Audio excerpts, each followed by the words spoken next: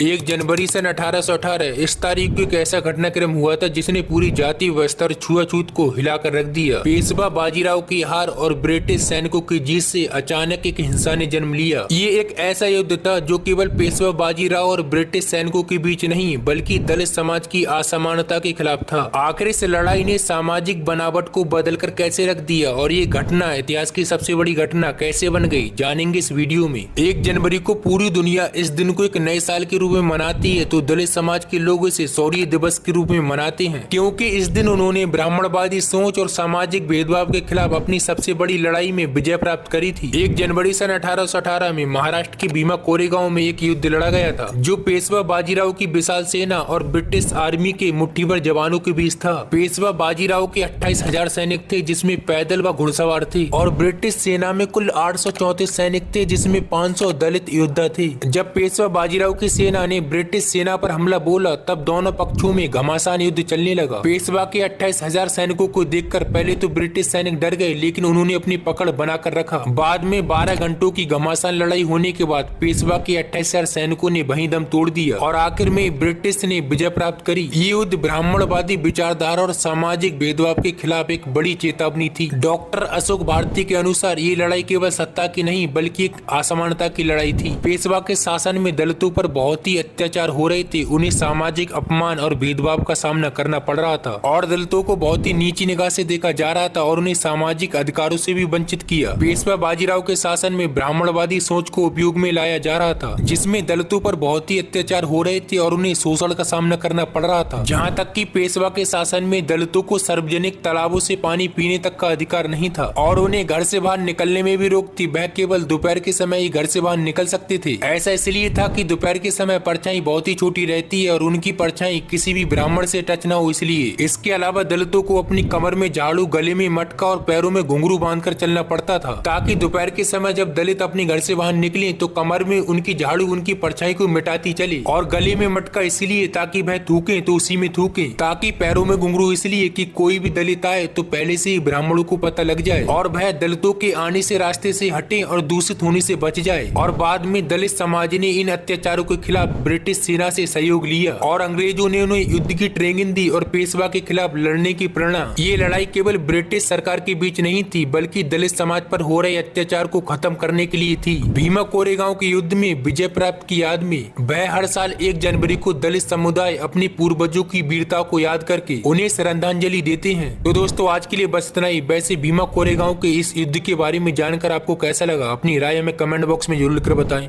और अगर आपको वीडियो पसंद आई तो वीडियो को लाइक एंड चैनल को सब्सक्राइब जरूर करें।